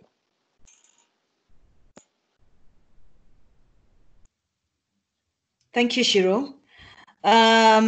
So I have a question here, and I think maybe the PS can take this, Jerome, and then Adam, you can also jump in. So internet and technology infrastructure in rural areas is limited, okay? And I believe early exposure to technology makes us to start thinking about innovation at an early age. So this infrastructure issue and internet accessibility, what are we doing about it? Because the person who's asking this question is talking about building an innovation and community resource center, and they're a little bit challenged by it. What is being done around that so that there's equal coverage across the country? Maybe Jerome, you can take the question first, and then Adam can jump in after. Yep. Yeah, thank you very much, Laura. And I think that is really a good question. The issue relating to connectivity has really been of great interest and concern to us. And just to ensure that we have everybody covered, you're all aware recently the president launched, participated when Telkom Kenya signed a contract with Google Loon to really be again the first country, even within the region, to pilot the Google Loon project. So in terms of some of the, one, we acknowledge the fact that we are not 100% covered. That's one. Then secondly is, what are we doing about it? And an example of Google Loon is really one of the initiatives that the government has taken, and we want to ensure that we're going to have 100% connectivity, especially in areas where internet connection was previously challenged. Secondly, there is the issue of the constituency innovation hubs. These are centers we have established across 175 constituencies. The idea behind it was to ensure that we spread to every single corner of the country. We are in the process of ensuring that there, within all these constituency innovation hubs, we have fiber connectivity to the hubs. Our responsibility is actually to provide the infrastructure. Why we call them constituency innovation hubs is we have a very close partnership between the member of parliament of a particular constituency and the ministry. So for success, and like I think Washington is the one who mentioned about users' request, we agreed, rather than government pushing in a solution to the people, let us have the people themselves say what they need. So the community or the constituency, through their member of parliament, they identified their need, and then we said we were going to come in to provide infrastructure that is actually going to be used to enable young people have internet connection. And this foundation basically in issues relating to providing online work. So we have 175 constituency innovation hubs across the country. But as you're all aware, with the issue of COVID and ensuring that just like any other school were closed, also our constituency innovation hubs were closed. But we've taken also another bold step. What we are doing is that we are going on with our training online. Last week, we conducted a training of 165 young people across the country through a webinar. And basically, we still continue to encourage more people to learn. And that's why I was really talking about when we discussed with, when Frida was making her presentation, the issues relating to people wanting to see evidence is very key. Those are some of the messages we are actually getting from people. And when we have real testimonies as like that would be very important. In terms of skills, let me just quickly run through this so that I give Adam an opportunity to talk, is that if you're all aware, our noble project of the digital learning program, basically that was an initiative to ensure that we inculcate the culture of digital learning in our schools. And that is why class 2 moving forward, so that this whole generation goes through digital learning, and digital learning becomes part and parcel of them. So basically the project is on course, and we are still moving on into ensuring that, and then this started from primary school. The idea was to ensure that every single corner of the country, somebody has access to a digital device so that they're able to really bring it on board. And we're also having a very discussion with our institutions of higher learning board, the TVETs. We've brought on board universities to actually relook at their courses and really see is what they are teaching in tandem with the market's demand. I think that is a very big discussion we are having as government, to actually align the courses we are doing with respect to the market demand, so that we don't just churn out graduates for the sake of numbers, but actually relevant graduates for the market. So, this is a very big discussion, and we hope it's going to bear fruits. So, on lines of infrastructure, I think I've talked about it, and the issues of relating to skills, we are very much concerned of ensuring that we come up with requisite and relevant skills for the next generation. Thank you, Laura. Thanks, Jerome. Comment from your end on infrastructure? Yeah, so actually, everywhere in the world struggles with this question. And Kenya actually has some of the best infrastructure actually in Africa. I'm not saying that it's perfect and there's still a long way to go. I think the effort with Google Loon for the very remote areas is actually going to really help.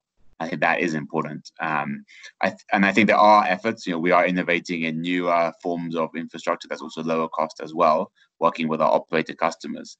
So infrastructure, I think, is getting there. I think there's actually the other question about the innovation side is also important. We're hoping to set up an innovation hub in northern Kenya, probably in Isiolo, sometime this year, which I think will be great because it isn't something looking at that part of the country yet. Probably working closely with the Ministry of ICT, with the county government, and with UNDP as well, actually. The second, we're also going to support some of the CIHs in that part of the country as well and link them in closely with the innovation hub. The other thing I'll add on the skills piece is it is really important. As much as we look at the advanced skills that we do at TBETs and universities, that basic skills conversation is really important. We have also been working with the ministry and the AJIRA program on a mobile training classroom that was in Nandi and Bomet and other parts of the country, also training people on basic skills. You know, it's one thing to have advanced skills, it's another to be the software developers. It's the other one to actually be able to use e-commerce, to actually use the internet, to use e-learning, to use e-health. And that's a huge challenge. When we've done research with the government, we've seen that the skills piece is actually a bigger barrier sometimes than the affordability issue, because people just don't know why or how they can use their devices and what the great potential is online. So that's a key thing that we want to do more of as well once hopefully COVID gets resolved. Okay, thank you, Adam. I think we have run out of time. I am hoping that this conversation can continue online. There's lots and lots of questions. If I could just ask the Konza team maybe to push the questions online and maybe tag the panelists so that they can respond through the day to the lots of questions that are coming through. I think this. Sorry, Laura, it's Washington. Can I just make one really quick comment? Okay, Prof. Yeah, so we've talked a lot about technology enabling, technology helping. We haven't really talked about the adverse effects of technology itself. So I'm just suggesting that discussions also continue on the safe and secure use of technology, and being also Kenya developing an internal capacity for security as we go more digital and automated. Thank you. Thank you, Prof. Yeah, so as I was saying, let's continue the conversation online. We are trending. The hashtag is Decent Work 2020. Please go and continue the conversation there and ask your questions and tag the specific panelists that you had a question for. The other hashtag is hashtag Hustle Mtaani. This is the power of technology and the digital age. We can continue this conversation for the next 24, 48 hours. You know, it depends on how long you want to continue it for. On behalf of the panelists, I'd like to say thank you very, very much to Konza for organizing this session. It has been an honor hosting you. Thank you so much to a fantastic and engaging audience. I hope you've been able to leave with one or two things from this conversation. I would like to ask the panelists who had offers like free training, like Oracle, please drop your free training link to the chat window so that those who are interested can go and look at it and browse the website and see where they can take advantage of it. I'd like to request Cloud Factory to drop a link on the chat window so that those who are interested in what you're doing can be able to apply for jobs and see what they need to do. Frida, I think it would be interesting if you also just dropped a link on what it is that you do so that if anybody has any questions, they can reach out to you. Our colleagues from the UN, you had some fantastic insights. If there's any information that you have that you can share with the audience with regards to policy, with regards to inclusivity, please drop a link in the window so that they can reach out, the audience can reach out and become a little bit more educated on some of the things that they need to look out for. Thank you so much, and I'm going to hand back to the organizing team. Have a good weekend. Thank you very much, Laura, for that excellent session. Again, mine is to say thank you for the moderation and thank you to our panelists for these timely insights that we've shared.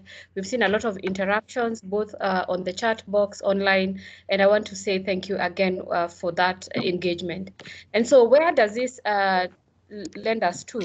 So as Konza, we are running an innovation challenge, and this challenge is actually aimed to bring together our creative ideas during the pandemic along the three lines of food security, health, and decent work. So we have been having these webinar sessions. This is the third and final one for this edition, and they are all aimed to help us contribute to the knowledge or the insights as we look at the innovations that we are going to work on. And so as we go on to, we actually have the applications open, and I will invite my colleague who is from Country Hubs, that we are working together to put this innovation challenge together, to just speak about the challenge and where we are and what you need to do to participate. Welcome, David. Thank you very much, Josephine. I hope I'm clear enough. It's, of course, not easy to speak last after such a high-profile presentation from the panelists. So a big appreciation for all the panelists and really very informative session. So my name is David Ogiga. I'll do two things. One is to introduce what Countrywide Hubs is, and second is talk about the competition. So Association of Countrywide Innovation Hubs are the innovators and especially the incubation hubs found outside Nairobi. We are now about 25 in nearly about 16 counties. And so in Eldoret, in Baringo, in Nakuru, in Kisumu, in Mombasa, in Lodwar, in Taita Taveta, and in many other counties. And every day we see new members coming up. So what we do is we provide a platform for young people, especially in these areas, to come with their business ideas. We support them through mentorship and training and networking until they're able to scale. And so it was very informative, especially the discussion that was going on. And I was sitting back and actually I'm able to look at what are the synergies that we can be able to create, especially with already ongoing government programs. When the Honorable PS also mentioned the 175 constituency hubs, I think this more or less also complements exactly the type of work that the Country Innovation Hub is doing. And so I'll be looking again forward to what's the level of discussion we could be able to engage, so that could we incorporate some of these hubs in terms of also the government work in there. And then I look at Biashara centers, for example, from UNDP in Taita Taveta, where I ran a hub known as Sote Hub. I think we worked closely for 1 year or 2 years with a Biashara center there, as well as in Kwale. And so what are the type of programming? And if you're looking for inclusivity. So again, this is where these hubs outside Nairobi plays a very important role, because we serve nearly, the young people there, the women, and especially the programs that reaches the people who cannot be able to, because nearly 75% of Kenyan population is found in this area. And so how do we devolve innovation, and how do we devolve opportunities and resources and get it to the next level? And so when this discussion also was going on, I could see the contribution in the charts. For example, someone in West Pokot saying that the nearest library is in Eldoret. And so that's like maybe nearly 5 hours away. And so even if you talk about technology, these people, it takes 5 hours to get the National Library. And so it's also commendable in terms of what the government is doing in terms of Google Loan, how to open up this particular space so that more people can be able to join. And so as Countrywide Hubs, we look forward really to engaging with as many partners as possible, because our program, there's huge synergies and how do we reach the marginalized young people and youth. There's, of course, a lot of safety nets for elderly people. What about the young people in these particular areas? So that's one. And two, of course, is what we are organizing. So together with Konza Technopolis, so we are running this hackathon on COVID. And I think Josephine already mentioned the 3 thematic areas as food security, health, and decent work. And so today's topic was decent work. And actually the deadline is tomorrow. And so if you are an innovator out there and you haven't yet submitted your idea, I think probably you have less than 36 hours. But we are really looking for, and especially women and people with special interest groups, that could you be able to participate? I'm happy to report that from the entries we have now, nearly over half, so maybe in the margins of 60%, are from outside Nairobi. And so this again goes to show the the level of mobilization that we're able to put into this, so that we're able to get more contribution from this particular segment. And so the actual hackathon will happen in 13th and 14th of May. It will all be virtual. Again, this is our first time to experience this virtual hackathon. And so a little bit of, we hope that because during the hackathon, it will be a live demo where the innovator, talks about their program, talks about their prototype online. And so I hope that even in the marginalized areas, for example, in West Pokot, down in Turkana, or in Vanga, the coast in Kwale, that if we have teams from there, then the internet connectivity will be strong enough that can enable them to actually present. And so we looked at the role of innovators in this pandemic, and this is, for example, what we think we can be able to contribute, and that the young people who are the future of this country have amazing ideas, and this is a platform that can be able to enable them to have a voice and be able to come up with a contribution to the national discourse. So thank you very much. I encourage people who have not applied to continue applying, and hope that we can be able to have it. Over to you, Josephine, and thank you very much for everything. Thank you, David, for those remarks. David, you must have concluded in style. I think David is experiencing network challenges. Most of us have had that kind of intermittent connectivity, and it's really work in progress, getting broadband to the level that we can stream. And I think those are the benefits that 5G will give us. And at this point, allow me to really give some concluding remarks. It has been an engaging 2 hours, and we have maintained sustained interest from all of us as participants. And we are, I think, of 90% plus of all of the guests that were able to join us, which really shows how engaged we were. And I also want to just thank the PS for joining us. Thank you very much, PS Jerome, for really sparing time to conclude these sessions. This is really the last of sessions, and it was one which we wanted to highlight as we draw down to the closure of the expression of interest for the Innovation Challenge. We continue to work together to make sure we avail the technology opportunities to our country people, and your support is really very much appreciated. I also want to thank Laura for timely moderation of this session. Laura, thank you very much. I think it was a short notice, but you graciously accepted. And to all of our panelists, we are very grateful for your insights and for your continued support. Professor Washington, you've been very close to us, and I know the journey is still continuing. We are going to do a lot together. I want to thank all of our panelists. As Laura said, you have spared your Saturday morning 2 hours to engage and to share your experience and insights into this. We look forward to carrying this conversation forward, to tapping into your resources and networks and opportunities that you may have, so that we can move the agenda of today into actual implementation and actual outcomes that we can actually speak of in the next sessions. We also want to thank our CEO, Engineer John Tanui. He has been very, very supportive, instrumental in making sure that these sessions are a success, and even oversighting the entire Innovation Challenge. We have received a lot of support, and we are very grateful for that. At the back of this event was a technical team that was working hard.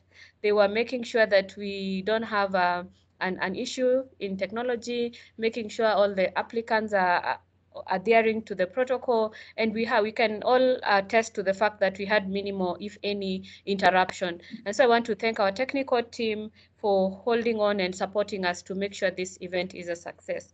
We have Lucas, we have Ian, we have our communication team led by June, we have Stella, And we have Sarah and the many other team members that have come together to make sure that this event is a success. So at this juncture, I want to say thank you once again for joining us. Let's continue the conversations online. Our Twitter handle is at Konzatech. I think that is where you'll find the engagements going on. Tweet your questions and let's carry on the conversation there. And that really brings us to the end of today's session. And with those few remarks, I want to say thank you very much. Have a good afternoon and enjoy the rest of your weekend. Thank you. Josephine, a quick intervention before everybody disappears. Yes, PS, yes. Maybe first again, thank you very much. PS Jerome. And the entire team. Jerome Cheng. Yes, just one minute. I think just to appreciate everyone for this very engaging conversation. My suggestion would be, and this goes to the Konza team, and we can do whatever it needs to be done, that we can have many more of this. If we could have it probably on a quarterly basis every 3 months, and if members agree, it can be a monthly event where we spend some 2 hours to just to see how we are progressing on technology and basically some of the interventions technology can make in this particular space, and more specifically during this COVID period. The need for technology has actually clearly been evident, and I think this conversation needs to go on. So I think I'll have a offline talk with the CEO and to see how we can have this more frequently, so that even if it's just for 1 hour, to just have a feeling of what can be done and what is going on the ground in order to create greater improvements. Thank you very much, team, for all this work. Thank you very much, PS. Your comments are very timely. And yes, we are going to work together to put in regular sessions along different thematic areas so that we can continue engaging our people and actually making impact from the insights that we gather. Thank you again for the support and for holding on for 2 hours. We do not take it for granted. We are very, very grateful for that support. Great. And so, can I make one? Yes, David. Okay. I think just a quick one. I've seen a question on someone asking whether this is open for other people outside Kenya. I think it's just for Kenyans. Maybe next time we can have the competition open for everyone, but for this particular one is a Kenyan COVID innovation. So thank you very much. Thank you. Okay, asante. Thank you. Thank you. Have a good day. Bye-bye. Thank you. Bye-bye. Thank you. Thank you so much.